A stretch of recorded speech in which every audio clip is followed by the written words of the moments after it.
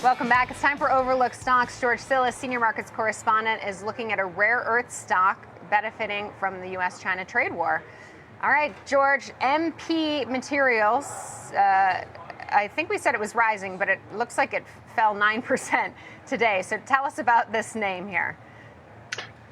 Yeah, it is. If you look at MP Materials, Caroline, this is an interesting company. I think in the context of what's happening with China, tariffs, trade war, also defense. If you think about the Defense Production Act that the Trump administration is utilizing to shore up domestic industries, I think this is an area that is quite interesting, considering that rare earth metals, for the most part, are produced in China. Essentially, they produce about 73% of total global rare earth mining, but also about 91% of processing and about 94% of magnets that are used across all types of different technologies, whether it's electric vehicles or wind turbines, for instance. But they're also, these rare earth metals are used in strengthening materials for titanium and steel and alloys, which also is very strategic from a defense standpoint. And MP Materials is essentially the only producer in the United States for rare earth metals.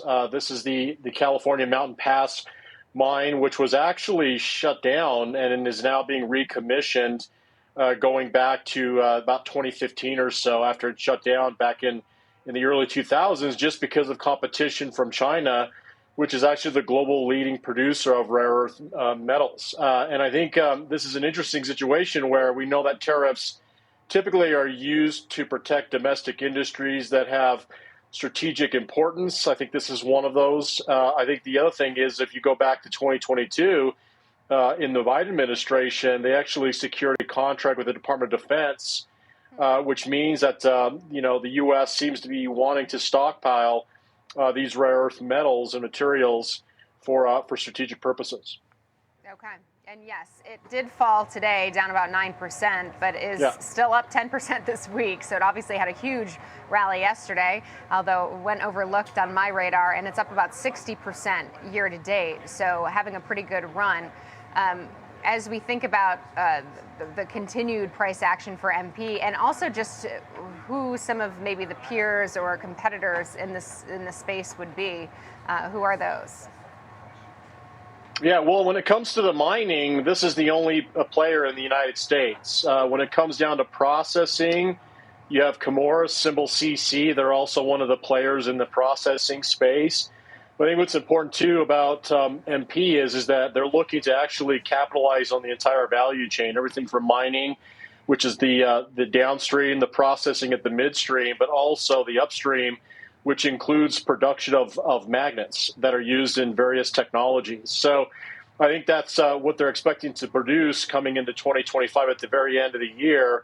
But aside from the geopolitical aspects and maybe the other policy catalysts for MP, if you actually look at the share count, they've been buying back shares, about 11% of them since 2023.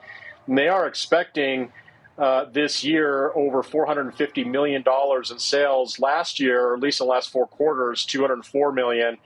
And they're also expecting by the end of this year, in Q4 of 2025, to be at break even with next year in profitability. So I think all these financial metrics also are improving alongside the policy catalyst. And who knows, maybe Trump administration really focuses on this area, because it is going to be a bargaining chip against China, because they're already talking about, as a nation in China, to restrict the exports of these rare earth metals to the United States. So it seems like it fits the policy narrative, and it also fits across multiple administrations, including the Biden administration, which was supportive of this industry as well.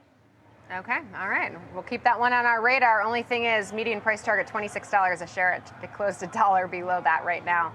George Tsilis, thanks so much.